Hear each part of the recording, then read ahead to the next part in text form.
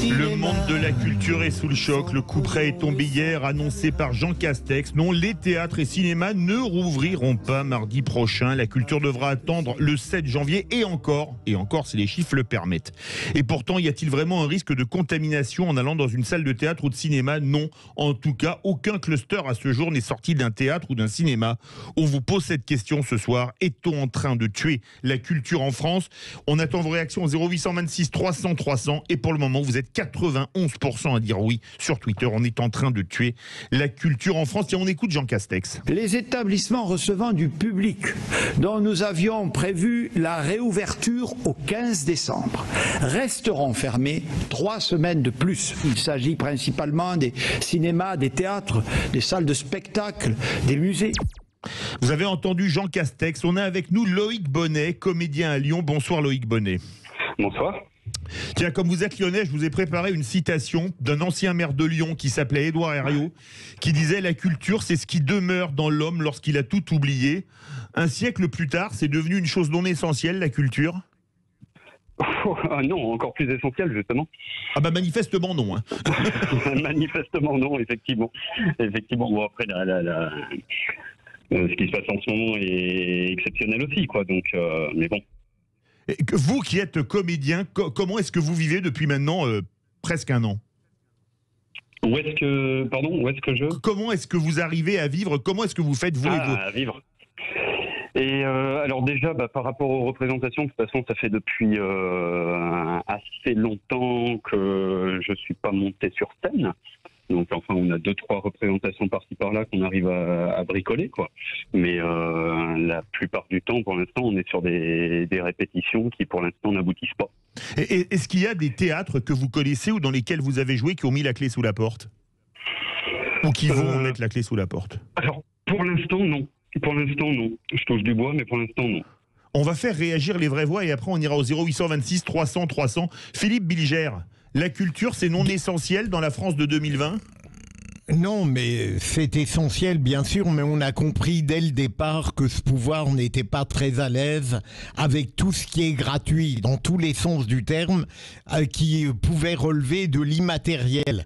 Mais le pouvoir n'avait pas promis de rouvrir le 15 décembre. Donc, mais je comprends la révolte du monde culturel qui avait déjà mis en place un protocole sanitaire très strict qui n'aurait pas créé, à mon avis, de conséquences dévastatrices.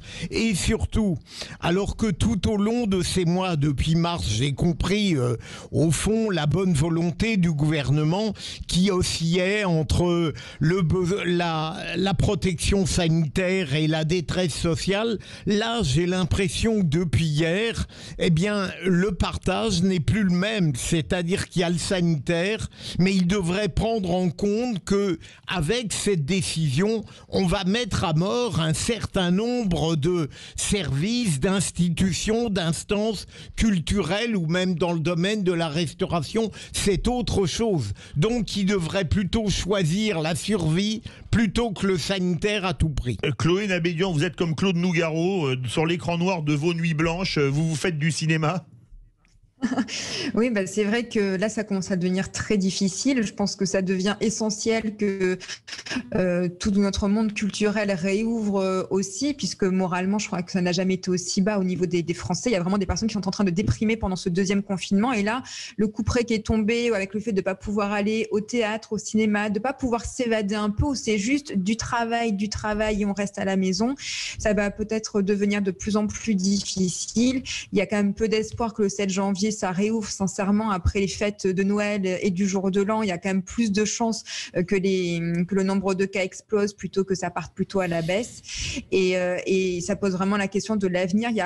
Là, on va vraiment rentrer dans le dur, en fait. On va se rendre compte à quel point beaucoup de personnes vont devoir fermer la porte, beaucoup de personnes vont se retrouver sans rien. Et même si l'État aide, ça n'est malheureusement pas suffisant pour la sauvegarde de nombreuses institutions aujourd'hui. Caroline Grima, vous qui êtes fan d'art lyrique, vous êtes d'ailleurs chanteuse lyrique à vos heures perdues. Pour le domaine lyrique, c'est terrible. C'est terrible parce que c'est un domaine qui, dans l'inconscient collectif, est déjà considéré comme un petit peu confidentiel. On a un peu peur de se diriger vers le lyrique. On a tendance à penser que c'est un domaine dans lequel il faut absolument avoir des connaissances préalables pour le comprendre, ce qui est pas forcément vrai. Et on en parle peu. Et ce sont des artistes qui vont avoir énormément de difficultés à maintenir la tête hors de l'eau. Et je suis d'accord avec ce que disait Philippe tout à l'heure. Il n'y a pas de promesse qui ont été formulées de réouverture à partir du 15 décembre, mais tout de même, il y a eu des déclarations suffisamment précises pour justifier que le monde du spectacle fasse des efforts incroyables pour mettre en place des spectacles pour la fin de l'année, qui est quand même une période très importante aussi pour eux, pour les théâtres, pour les concerts de fin d'année, etc.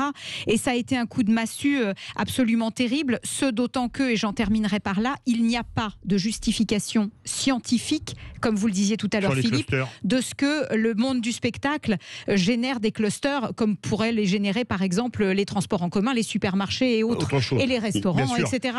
Ça réagit... Comme ça a été dit. C'est d'ailleurs un vrai problème. Vraie question, ça réagit au 0826 300 300, pardon Chloé. On va écouter Régis du Lot-et-Garonne et on finira avec Loïc Bonnet pour réagir. Régis, bonsoir.